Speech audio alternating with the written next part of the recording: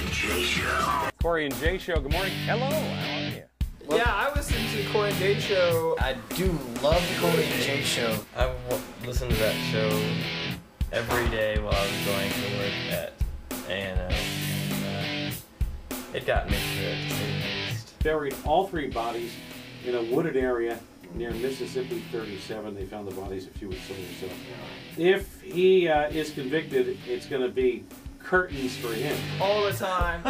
Listen to him on my way to high school. I do enjoy all the random little stories that hit up your ass headlines. A parcel containing a book called Bondage on a Budget. The Really Awful Terrible Files are great. He struck his head on the pavement 2 stories below. It was only 2 stories for crying out loud. 2 stories? He should have been able to survive that. Yeah. We talk about whatever is interesting to us from the news. And it doesn't matter whether we see it on TV or get it on the internet or read it in a magazine or... Tell the story, basically, instead of reading the story. Yeah, there's a difference. Hey, this is a quote from a woman. I have experienced being bred with 4 different species of dogs. Anyone who's breathing would like listening to the show. The terrier was thrown across the room and left with a hole in the roof of her blackened mouth after she bit through a fridge freezer cable. I went to college I went in as an English major. I got involved in the college radio station the first year of college and decided I liked doing that so much and realized I could make a living by doing practically nothing and having fun at it. So I immediately left that college and went to a college where they gave you degrees for learning how to do nothing and making money at it. And, you know, I went into radio. I started actually, I was geek in the AV department at my junior high school, and I started doing the morning announcements, and then I started getting humorous with them. I started hanging out at the radio station. I got to be good friends with the afternoon guy.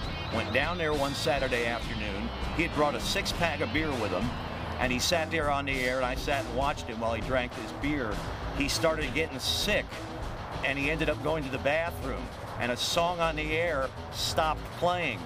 So I instantly, having watched him, grabbed a jingle, put a jingle in the machine, hit the machine, started the next song.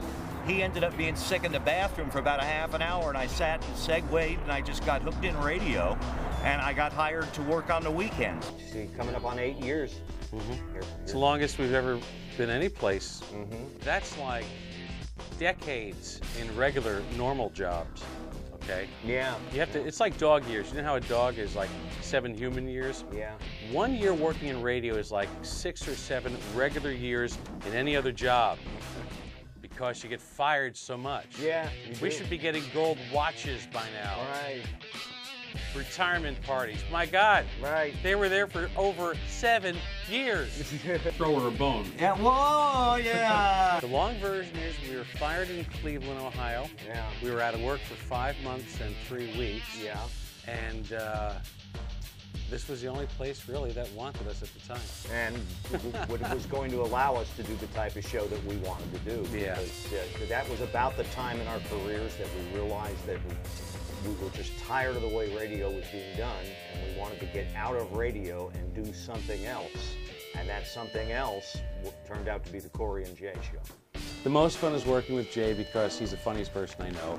And I've, you know, for like the last 15 years, I get to come into to a radio studio, talk with him, laugh, and get paid for it. It's like, that's a good deal.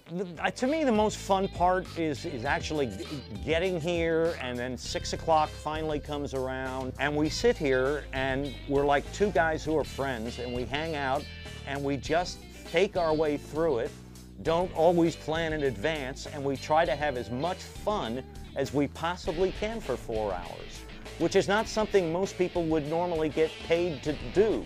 You get to 10 o'clock and I'll look at Corey and I'll say, man, that was fun. That was a great show. Yeah, we just had our 15th anniversary.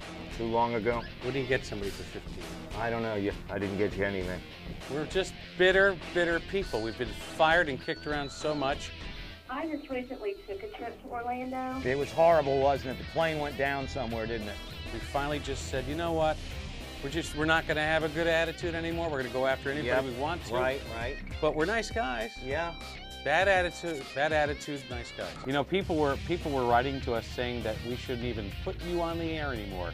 That's how upset people were. But it's okay. Oh, so it's okay for them to do their evil things, but we can't. A lot of jobs have been lost over the last 10 or 12 years because the industry has changed. And there aren't as many DJs around, there aren't as many personalities or talk show hosts. It is a little scary because it makes it more competitive. I'm not extinct. I imagine one day that, you know, way off in the very, very distant future, when all disc jockeys are extinct, maybe they'll do some drilling over us and maybe we'll find an alternate source of electricity. When we came here, we took the show we were doing before when we used to be in radio, as he says, and we threw it all out piece by piece and resurrected a brand new show talking about real things.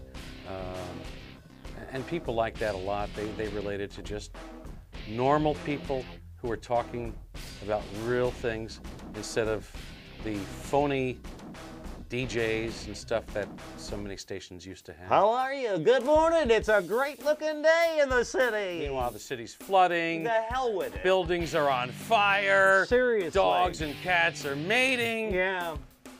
Yeah, we don't do that. We just call it like it is. Coming up on the edge. We started here at 101.1. Then we went to 106.3, 96.5. 106.3 again. 100.3. But then we made a temporary detour by going over to 105.1. Moved back next door to 100.3. People have taken the time to find us each time we've been moved, which is what astounds everybody the most. Without eye drops, you can't see straight when you get up at 2 in the morning. He's addicted to eye drops. Not addicted. The man has a Visine monkey on his back.